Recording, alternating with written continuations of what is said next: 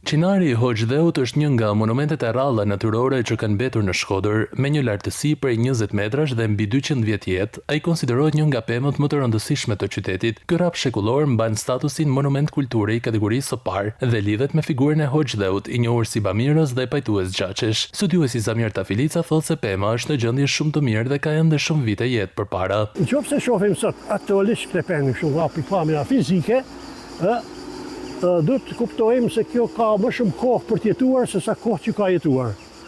Sepse sikur se ulliri, edhe qinari, pra një lloj lisi po i themi, se në atë familje hynë, villi, lisi, janë si thosh emërtesa të njëjtës specie bime, peme, por me ndryshime me variantet e saj.